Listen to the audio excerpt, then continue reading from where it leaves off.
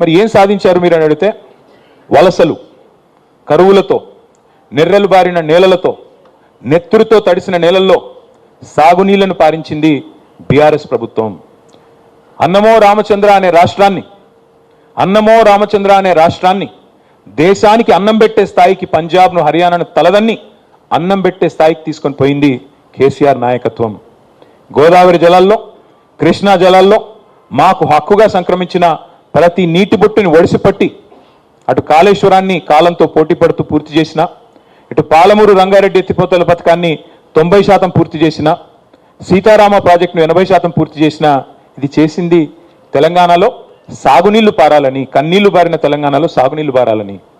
నెర్రలు బాసిన నేల, నెత్తురు గారిన నేలల్లో మళ్ళీ వ్యవసాయం జరగాలి, రైతులు వారి కళ్ళలో ఆనందం చూడాలని కేసీఆర్ గారు పరితపించారు. అట్లాగే ఒక్కసారి గుర్తు తెచ్చుకుంటే 2014 ముందు ఏంటిది పరిస్థితి? వలసలు, కరువులు, కన్నీళ్లు, ఆకలి కేకలు, ఎన్కౌంటర్లు, ఆత్మహత్యలు, నెర్రెలు బారిన నేలలు, పాడుబడ్డ ఇండ్లు, పడావుబడ్డ భూములు, ఇవన్నిటిని కూడా సంపూర్ణంగా ఈ ముఖ చిత్రాన్ని మార్చే ప్రయత్నం చేసింది కేసీఆర్. ఉద్యమ తెలంగాణని ఉజ్వల తెలంగాణగా నిలబెట్టాలనే ఒక బృహత్తరమైన యజ్ఞం చేసింది కేసీఆర్ నాయకత్వం. ఒక్క దశాబ్ద కాలంలోనే ఇవాళ గర్వంగా చెప్తా ఉన్నా, కేసీఆర్ బిడ్డగా, తెలంగాణ బిడ్డగా, తెలంగాణ భూమిపుత్రుడిగా చెప్తా ఉన్నా, గర్వంగా చెప్తా ఉన్నా. ఒక సుసంపన్నమైన తెలంగాణను ఆవిష్కరించి భారతదేశం ముందు పెట్టాం. దశాబ్ద కాలంలోనే ఒక సస్యశ్యామల సిరి సంపదల దృశ్యాలను ఆవిష్కరించే నాయకత్వం మా పార్టీకి ఉన్నది, ఈ రాష్ట్రానికి ఉన్నదని గర్వంగా చెప్పుకునే పరిస్థితి. మాకు అన్నిటికన్నా ఆనందం కలిగించే ఒక సందర్భం ఏమంటే, మీకు నాయకత్వ పటిమ ఉందా తెలంగాణలో, అసలు ఆ నాయకత్వ కెపాసిటీ ఉందా అని చాలామంది అడిగేటోళ్ళు మమ్మల్ని ఉద్యమ సమయంలో.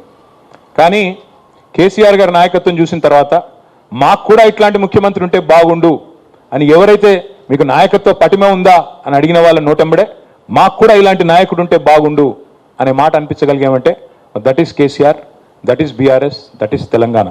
అట్లాగే 1-2 కాదు, ఏమేమిటి నుంచి విముక్తి పొందినాము? నల్లగొండ జిల్లా ఫ్లోరైడ్తో తల్లడిల్లిన జిల్లా, లక్షల మంది బొక్కలు వంకరబోయిన జిల్లా, అంతకుముందు పరిపాలించిన గొప్ప గొప్ప పాలకుల వల్ల, పక్కన కృష్ణానది ఉన్నా కనీసం నీళ్ళు ఇవ్వలేని అసమర్థత వల్ల బొక్కల్లో మూలుగు చచ్చిపోయిన జిల్లా నల్లగొండ జిల్లా. అట్లాంటి నల్లగొండ జిల్లాకి శాశ్వతంగా ఫ్లోరోసిస్ అనే దరిద్రం నుంచి విముక్తి ప్రసాదించింది కేసీఆర్ గారి నాయకత్వం, మిషన్ భగీరథ అనే కార్యక్రమం ద్వారా. మగ్గాల మీద మరణ మృదంగం మోగేది తెలంగాణలో, సిరిసిల్ల కావచ్చు, జమ్మికుంట కావచ్చు, గద్వాల కావచ్చు, పోచంపల్లి, ఇవాళ దాని నుంచి విముక్తి ఇవ్వగలిగాం కేసీఆర్ గారి నాయకత్వంలో. రైతుల ఆత్మహత్యల్లో మహారాష్ట్ర, తెలంగాణ టాప్లో ఉండేది భారతదేశంలో. అట్లాంటి పరిస్థితి నుంచి చివరికి టైమ్స్ ఆఫ్ ఇండియా అనే పత్రిక రాసింది, lowest suicides in the entire country, farmer suicides Telangana అని చెప్పే పరిస్థితి తీసుకొచ్చింది కేసీఆర్ గారి నాయకత్వం. అట్లాగే ఏం విప్లవాలు సాధించారు, మీరు ఏం సాధించారు విజయాలు అంటే, దేశానికి అన్నం పెట్టే స్థాయికి పోయాం కదా, పంజాబ్ను హర్యానాను తలదన్ని దేశానికి అన్నపూర్ణగా మారింది కదా ఒక కరువు ప్రాంతం, నీళ్లు లేక తల్లడిల్లిన ప్రాంతం, అంతకంటే గొప్ప విజయం ఏముంటుంది? అట్లాగే కరెంట్ అనేది ఉండేదే కాదు తెలంగాణలో, ఉచిత కరెంట్ అని కాంగ్రెస్ ఏదైతే పెట్టిందో ఉత్త కరెంటే, అది కరెంట్ ఉంటే కదా ఉచిత కరెంటు. అలాంటి ఉత్త కరెంటు పరిస్థితి నుంచి 24 గంటలు వ్యవసాయానికి ఉచితంగా ఇచ్చిన ఒకే ఒక్క నాయకుడు భారతదేశంలో ఈ రోజుకి, 79 ఏళ్ల స్వాతంత్ర భారతదేశంలో ఒక్కడే పార్టీ, ఒక్కడే నాయకుడు, రైతుకి 24 గంటలు ఉచితంగా కరెంట్ ఇచ్చిన నాయకుడు కేసీఆర్. అది తెలంగాణ. ఇది విజయం కాదా? రైతు బంధు లాంటి పథకం, రైతుల దగ్గర డబ్బులు తీసుకున్న ప్రభుత్వాలు ఎన్నో ఉన్నాయి, భూమి శిస్తు, నీటి తీరువ, కానీ